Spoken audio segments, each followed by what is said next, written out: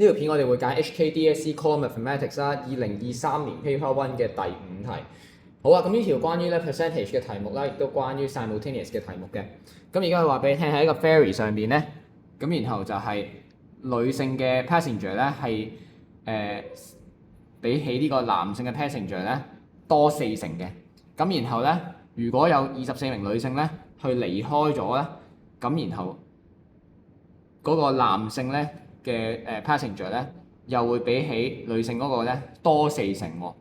咁然後叫你問起咧就係男性嘅 passenger 有幾多個？咁我哋首先咧可以 let 翻 x 咧y 就 be 嗰個number of male 啦 and female 嘅 passenger 先。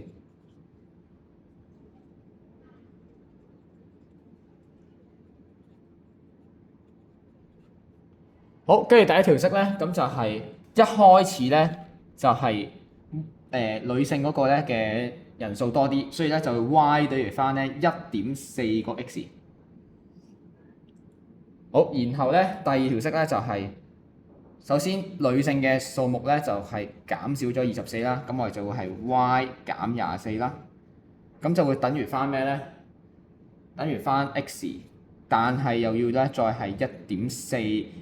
乘翻女性嗰個數目就會等於翻 x， 因為男嘅又會比女嘅多。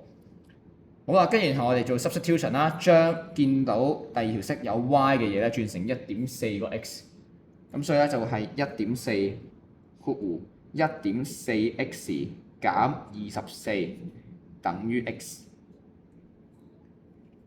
好，跟住然後咧你就可以 solve 咗佢。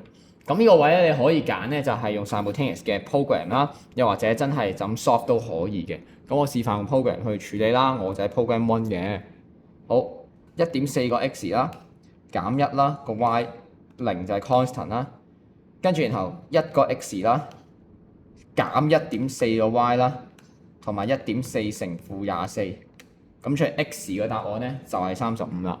咁我哋呢度咧注意翻唔使睇 y 嘅，因為咧我哋只係需要 number of male 嘅 passenger 嘅數量嘅啫，咁所以咧就只係需要睇 x 就可以，唔使計 y 啦。而家 x 係35，咁所以寫翻 x 等於翻35，然後所以就係 number of male 嘅 passenger 咧